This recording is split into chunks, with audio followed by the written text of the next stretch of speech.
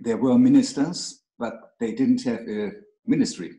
There was a minister for finance without any money. There was a minister for foreign affairs, but there were no people working for him. The historian and German Navy captain Jörg Hillmann describes the last Nazi government.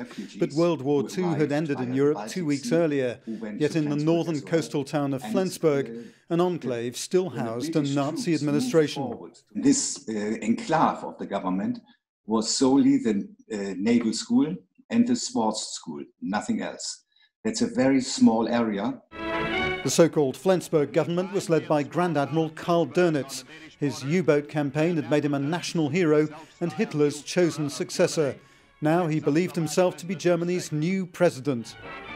British soldiers respected this enclave for the government. They didn't hinder people to go in and to go out. In a ruined country, the British believed that Dönitz's government could help. To create stability, the theory went, Germans were more likely to listen to other Germans. The Allies did not have any experiences in ending a war like they ended this war.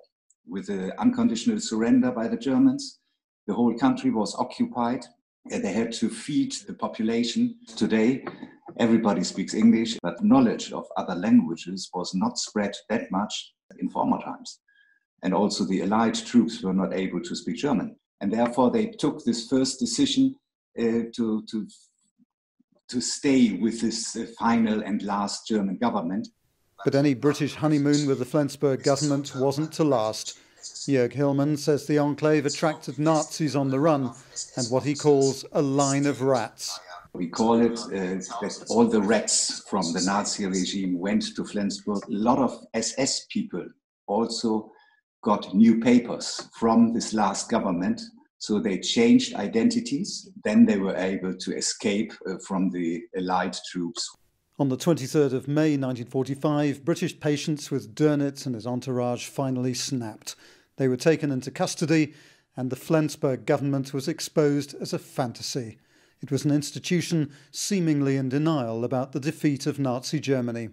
When the British soldiers went into the sporting school in order to arrest this government, there was a secretary, she was writing on the typewriter orders for the education of young officers in the naval school in 1946. Dönitz was jailed for 10 years, but always believed that he was Germany's true leader. A letter he wrote, and which was sent after his death in 1980, said as much. It was addressed to the then West German president, Karl Carstens. He said, until now, I was the legitimate president of Germany, but when I die, I hand this post over to you, Mr. President.